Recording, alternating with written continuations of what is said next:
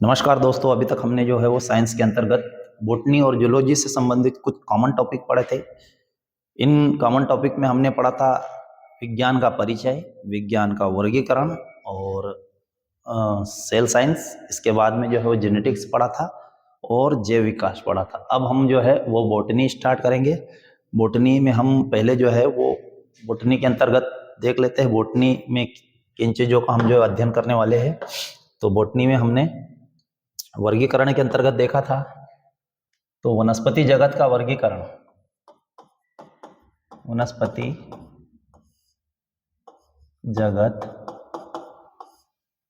का वर्गीकरण हमने देखा था दो प्रकार से। इसमें हमने एक साइड रखा था फेनेरोगेम्स, फेनेरोगेम्स, दूसरी तरफ क्रिप्टोगेम्स, क्रिप्टोगेम्स। फेनेरोगेम्स के अंतर्गत हम उन पौधों को देखते हैं जिनमें जो है वो फूल, फल, बीज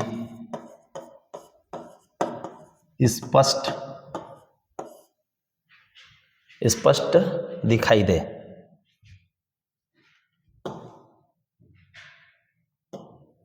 या जो है वो फूल, फल, बीज जो है वो हमको दिखाई दे। इन पौधों में जो है वो नहीं दिखाई देते हैं, नहीं दिखाई देते हैं। ठीक है। इसी के अंतर्गत जो है वो हमने फिर क्रिप्टोगेम्स में हमने जो है वो मुख्यतः 3 कैटेगरी देखी थी। थैलोफाइटा, थैलोफाइटा,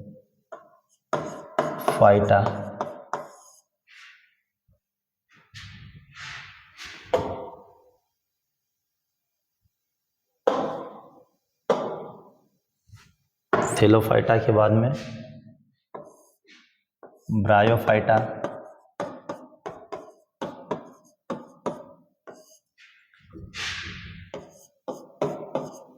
टेरिडोफाइटा,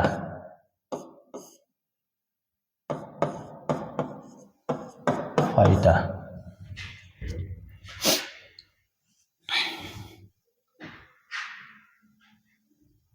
इसके बाद में हमने यहाँ फेनेरोगेम्स को 2 वर्गों में देखा था।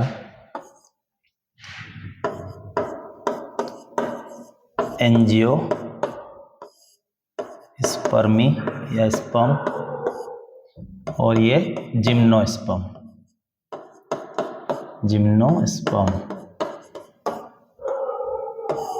तो यहाँ हमने देखा था वैसे पौधे जिनका शरीर जो है वो मात्र थैलस के समान होता है, जिनमें जो है वो संवहन ऊतक नहीं पाए जाते हैं। साथ ही जो है वो इनमें जो है वो जड़ पत्ती या फिर जो है वो जड़ पत्ती या तने के समान जो है कोई संरचना नहीं होती है। इसमें जो है वो इससे थोड़ा सा विकसित रूप होता है, इसमें कुछ संरचना होती है, परंतु वो जड़ है, पत्ती है, तना है, ये जो है स्पष्ट नहीं होता है। और इसमें हम देखते हैं कि जड़, पत्ती, तना तो है, परंतु जो है वो इसमें बीज नहीं है। और इनमें जो है वो जड़, पत्ती, तना भी है और बीज भी है, परंतु बीजों के ऊपर आवरण नहीं है। और एंजियोस्पर्म में वो पौधे आते हैं जिसमें जड़, पत्ती, तना के साथ में बीज भी है और बीजों के ऊपर आवरण भी है। और उसी बीज आवरण वाले पौधों को पुनः जो है वो 2 भागों में बांटा था हमने, एक बीजपत्री और द्विबीजपत्री। तो अब यहाँ से जो है वो हमारा नया टॉपिक स्टार्ट होगा। ये तो हमने जो है वो वर्गीकरण पढ़ा है, जो हमने पहले भी पढ़ा था, उसी का जो है ये रिवीजन था। तो एक बीजपत्री और द्विबीजपत्री जो पौधे होते हैं या जो बीज होते हैं, एक बीजपत्री जो बीज होते हैं या द्विबीजपत्री जो बीज होते हैं, उनकी संरचना से हम प्रारंभ करेंगे। तो बीज में जो है वो बीज को अगर हम बोते हैं तो अंकुरण होता, तो अंकुरण के प्रकार देखेंगे। उसके बाद में जो है वो जड़ और तना आता है और उसके बाद में जो है पत्तियां आती है, उसके बाद में फूल आते हैं, फल आते हैं। तो इस तरीके से हम जो है वो पादप जो है वो आकारिकी के अंतर्गत अर्थात प्लांट मार्फोलॉजी के अंतर्गत जो है वो इन चीज़ों का अध्ययन करेंगे। तो प्लांट मार्फोलॉजी के बाद में हम जो है वो प्लांट फिजियोलॉजी पढ़ेंगे। तो प्लांट मार्फोलॉजी और प्लांट फिजियोलॉजी में हम क्या क्या पढ़ेंगे, या प्लांट मार्फोलॉजी और फिजियोलॉजी क्या होती है, इसको हम देखते हैं आगे। तो पहले हम जो है वो देख लेते हैं प्लांट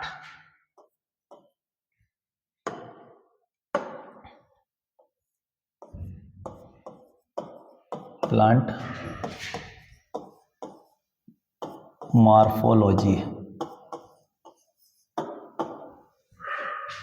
अर्थात पादप आकारिकी।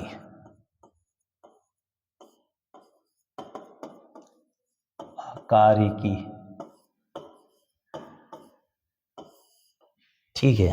तो पादप आकारिकी के अंतर्गत जो हम पढ़ेंगे, इसमें जो है वो किसी भी पौधे की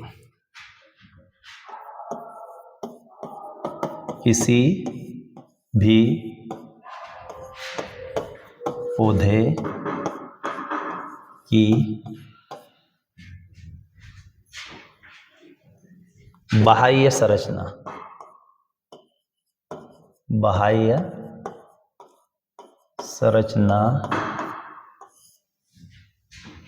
का अध्ययन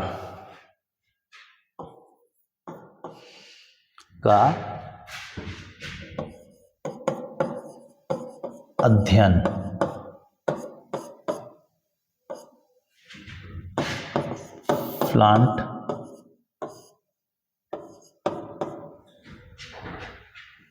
मार्फोलॉजी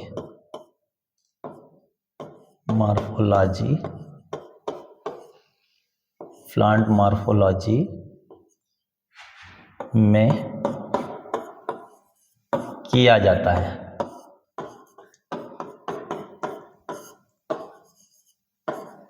ठीक है। तो किसी भी पौधे की जो है वो बाह्य संरचना का अध्ययन प्लांट मार्फोलॉजी के अंतर्गत किया जाता है। तो बाह्य संरचना अर्थात क्या? तो बाह्य संरचना में हम जो है वो जड़, पत्तियों,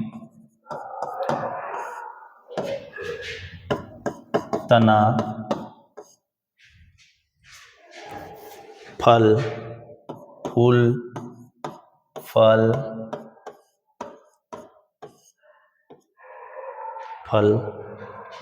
तथा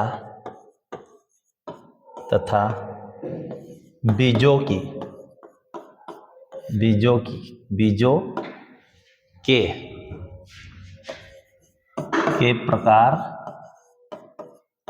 प्रकार एवं बनावट का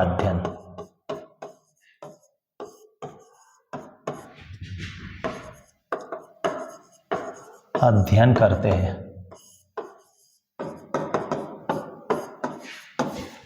तो प्लांट मार्फोलॉजी अर्थात पादप आकारिकी।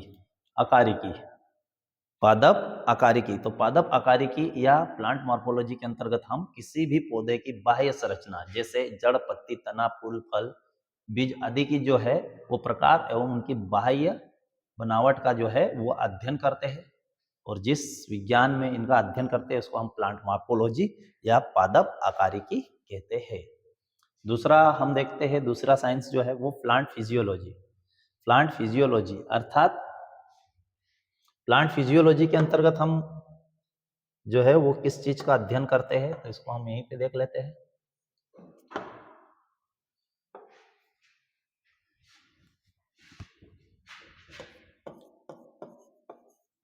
प्लांट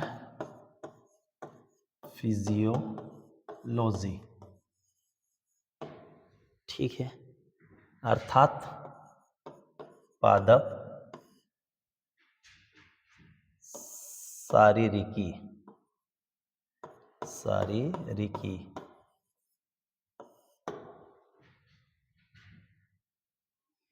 तो पादप शारीरिकी में जो है इसमें हम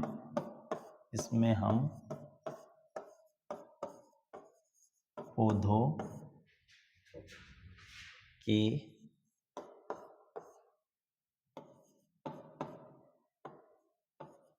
सारी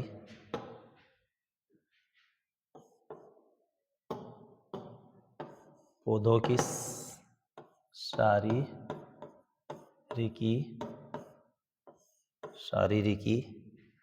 और जैविक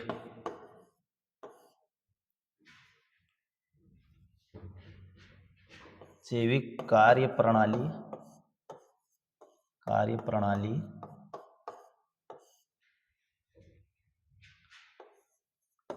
का अध्ययन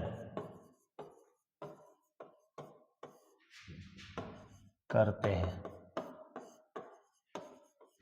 तो प्लांट जो है वो मॉर्फोलॉजी के अंतर्गत बाहरी बनावट का और प्लांट फिजियोलॉजी के अंतर्गत पौधों की जो शारीरिकी और उसकी जैविकी कार्य प्रणाली का अध्ययन हम जो है वो करते हैं।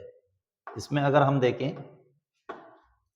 तो इसमें जो है वो मुख्यतः हम इनका अध्ययन करेंगे।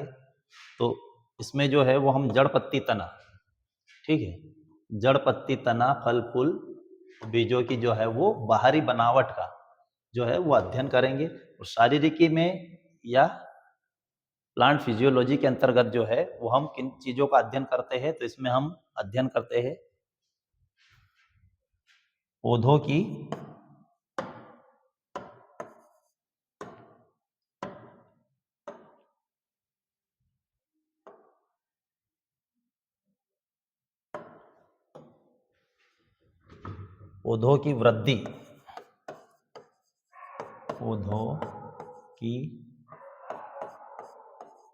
वृद्धि, विकास, पौधों की वृद्धि विकास, चयापचय,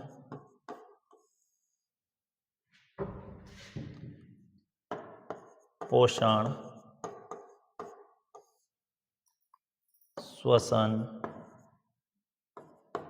श्वसन, प्रकाश संश्लेषण,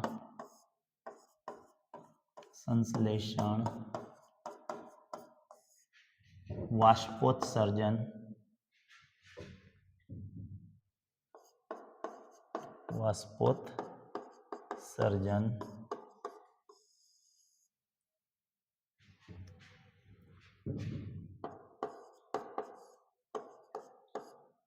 बीज अंकुरण, जल और खनिज लवण इत्यादि का जो है वो अध्ययन करते हैं। तो यहाँ हमने देखा कि प्लांट मॉर्फोलॉजी के अंतर्गत क्या है, पौधों की जो बाहरी बनावट रहती है उस बनावट का, जैसे हम बात करें भैया जड़, ठीक है, इसके बाद में हम क्या देखते हैं भैया पत्ती, जड़ पत्ती, और इसका जो है वो तना। और इन जड़ पत्ती तना के द्वारा जो है वो उसकी शारीरिक जो जरूरतें हैं और उन जरूरतों के लिए जो जैविक क्रियाएं हैं, उन क्रियाओं का अध्ययन जो किया जाता है वो किस में किया जाता है, प्लांट फिजियोलॉजी में। जैसे जल और खनिज लवणों का जो है वो अवशोषण और उसका उत्सर्जन, ये दोनों कार्य, ठीक है। तो जिन पौधों के जिन भागों के द्वारा खनिज और जल तथा खनिज लवणों का जो है वो अवशोषण और उत्सर्जन किया जाता है, उन भागों का अध्ययन हम मॉर्फोलॉजी में करते हैं। और उन क्रियाओं का अध्ययन हम किस में करते हैं, प्लांट फिजियोलॉजी में। तो ये दोनों में ये अंतर है, ठीक है। आगे हम देखते हैं पौधों को हम, तो पौधों की जो है पौधों का जो है विकास कहाँ से प्रारंभ होता है। तो जैसे हम सबसे शुरुआत में क्या है, बीज लगाते हैं, बीज से जो है वो पौधे का अंकुरण होता है, अंकुरण से जो है वो पौध बनता है, पौध से जो है वो बड़ा पौधा बनता है, और फिर जो है वो विभिन्न जो है वो क्रियाएं जो है शुरुआत से उसमें जो है वो होती रहती है। तो यहाँ हम पहले जो है वो क्या देखेंगे कि पादप कार्यकी से संबंधित जो भाग आएंगे पौधे के, उनको पहले देखेंगे, परंतु उससे पहले जो है वो हम किसकी बनावट देखेंगे, बीजों की। तो प्रारंभ करते हैं हम बीजों से, ठीक है। तो साथियों सबसे शुरुआत में हम जो है वो प्रारंभ करते हैं बीज से। तो बीज अर्थात सीड। तो बीज जो है, हम साधारण तौर पे ये देखते हैं कि जो भी हम फसल उगाते हैं उसको जो है वो प्रोसेसिंग या हार्वेस्टिंग के बाद में जो भी हमारे पास जो फसल बचती है उसको हम जो है वो सीधे बीज नहीं कह सकते हैं। तो बीज होने के लिए या बीज के लिए जो है वो क्या चीजें जरूरी है, तो सबसे पहले तो जो है वो बीज अर्थात सीड। एक होता है सीड, दूसरा होता है ग्रेन। ग्रेन का अर्थ होता है दाना और सीड का अर्थ होता है बीज। तो यहाँ बीज, बीज अर्थात जो वायबल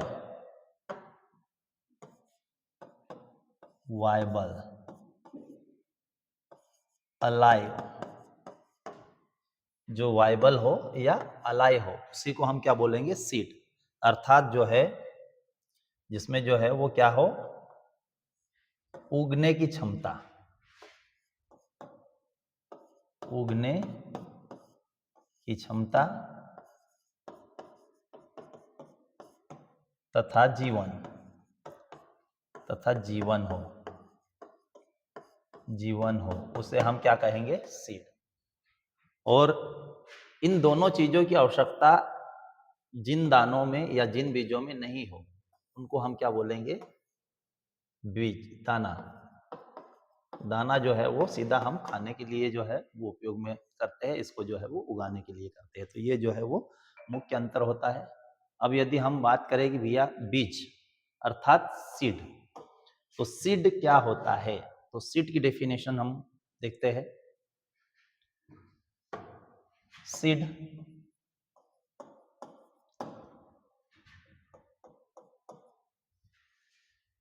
निषेचन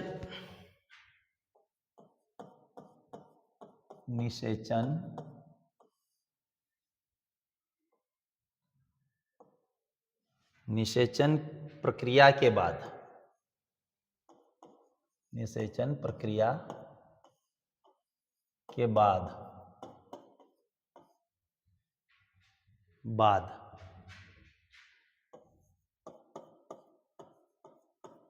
बीजांड या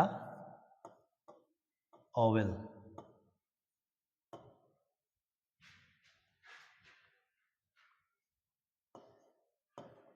निषेचन प्रक्रिया के बाद बीजांड या ओविल से सीड बनता है। निषेचन प्रक्रिया के बाद जो है वो बीजांड या ओविल से किसका निर्माण होता है, बीज का निर्माण होता है। या हम यह कह सकते हैं कि निषेचित बीजांड को ही, निषेचित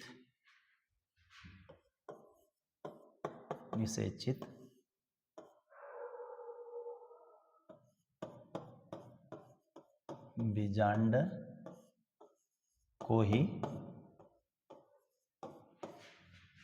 सीड कहते हैं, सीड कहते हैं। ठीक है। अब यदि हम देखें कि भैया सीड के अंदर क्या चीजें होनी चाहिए, तो एक बीज के अंदर जो है वो होना चाहिए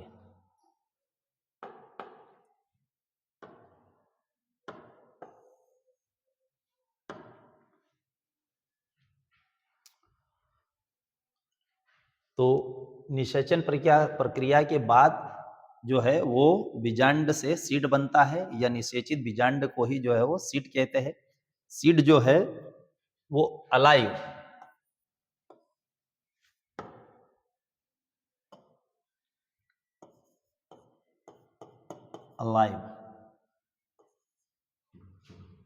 सीड जो है वो अलाइव एंड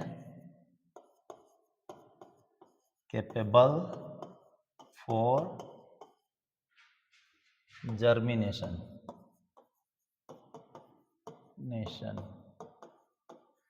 अर्थात बीज जो है, बीज जीवित एवं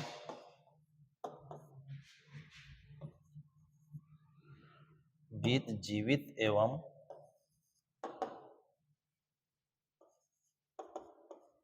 अंकुरण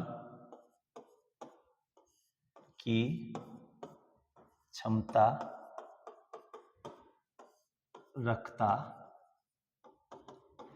हो। ठीक है, तो निषेचित बीजांड को ही सीड कहते हैं जो alive and capable for germination, जो alive and capable for germination के लिए हो, अर्थात बीज जीवित एवं अंकुरण की क्षमता रखने वाला होना चाहिए।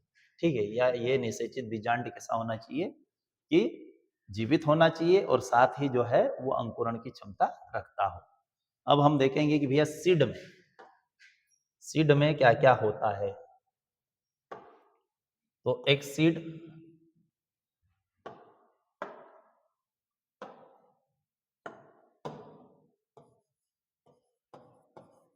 अर्थात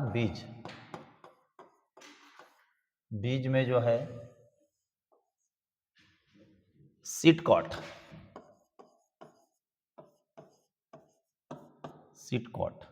अर्थात बीज आवरण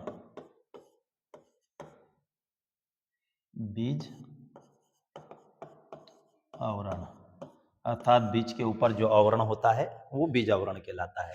और इस बीज आवरण के अंदर जो है वो एम्ब्रियो अर्थात भ्रूण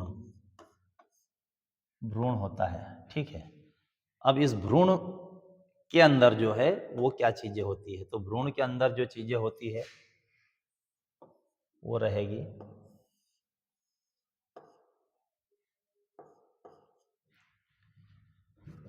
एक भ्रूणीय अक्ष,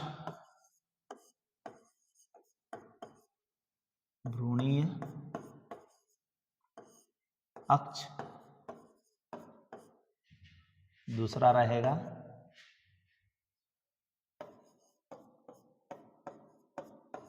कोलियोराइजा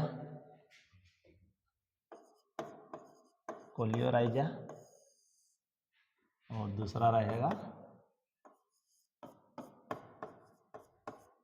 कोलियोप्टाइल।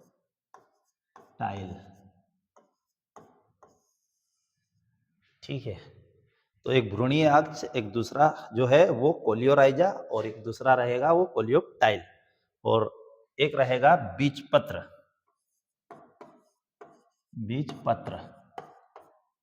ठीक है, तो ये कोलियोराइजा के अंदर जो है वो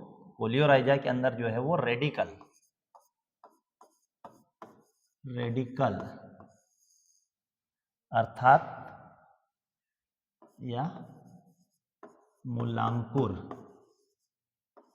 मूलांकुर होता है, जबकि कोलियोप्टाइल के अंदर जो है वो प्लूमूल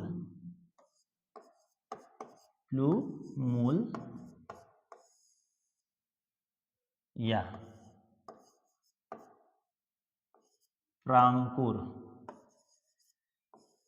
प्रांकुर होता है। ठीक है, और बीज पत्र जो होते हैं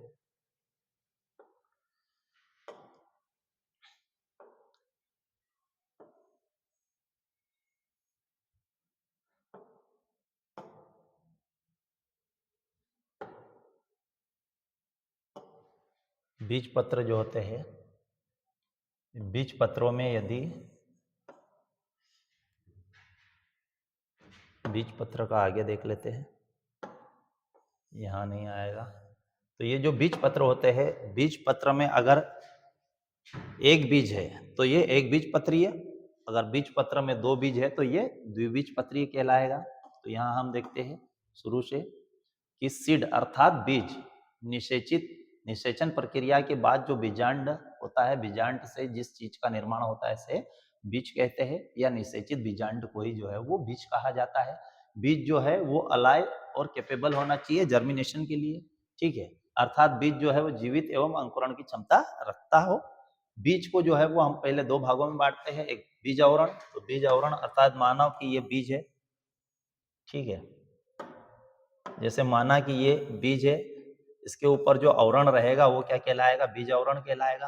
अब इस बीज आवरण के जो है वो अंदर क्या रहेगा, एम्ब्रियो रहेगा, ये एम्ब्रियो है, तो एम्ब्रियो के अंतर्गत जो है, एम्ब्रियो के अंदर जो है एक भ्रूणीय अक्ष रहेगा और दूसरा क्या रहेगा, कोलियोप्टाइल और एक कोलियोराइजा। तो कोलियोप्टाइल और कोलियोराइजा, तो कोलियोप्टाइल के अंतर्गत जो है वो प्रांकुर रहेगा और कोलियोराइजा के अंतर्गत जो है वो मूलांकुर रहेगा।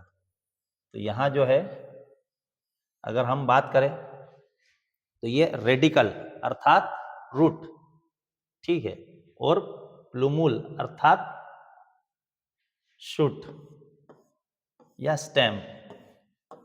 तो अगर ये मान ले कि भैया ये मान लो कि ये रेडिकल है, रेडिकल है, ये रेडिकल है, तो इससे जो है वो जड़ बनेगी, और ये प्लूमूल है, प्लूमूल है, तो इससे जो है वो तना जाएगा। तो इस बीज से जो है वो ये जड़ और ये तना निकलेगा।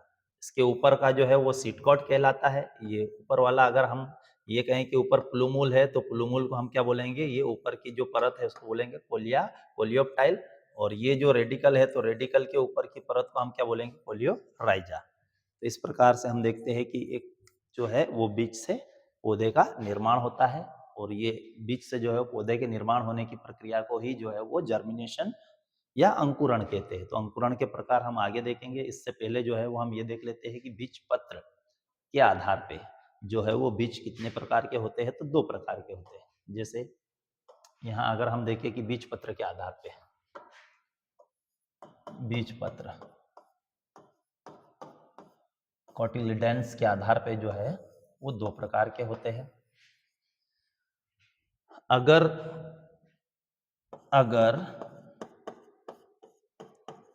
एक बीज पत्र है, एक बीज है, एक बीज है तो एक बीज पत्री,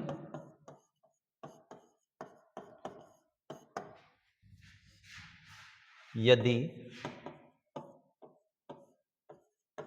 दो बीज पत्र है तो दो बीजपत्री या द्विबीजपत्री पत्री कहलाते हैं। बीज पत्र यदि किसी बीज में एक हो तो उसको एक बीज पत्री है, और यदि दो हो तो उसे द्विबीज पत्री कहते हैं।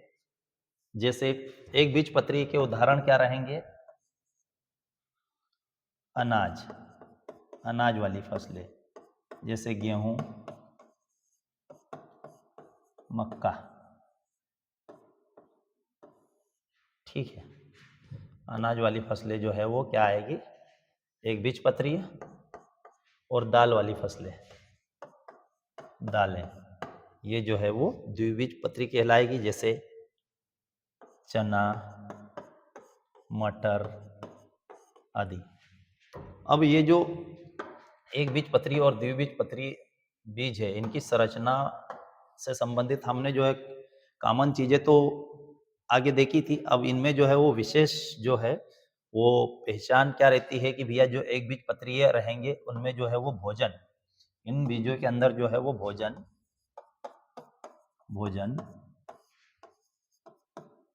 भ्रूणपोष में संग्रहित होता है, जबकि द्विबीजपत्री में भोजन बीज पत्रों में संग्रहित होता है।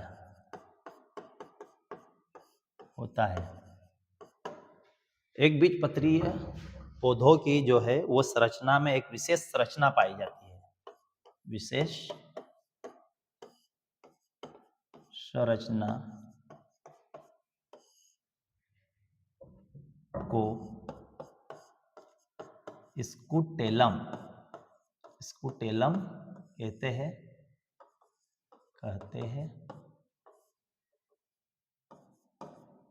द्विबीजपत्रीय में जो है वो पाई जाने वाली विशेष संरचना को विशेष संरचना टैगमैन कहलाती है। टैगमैन कहलाती है।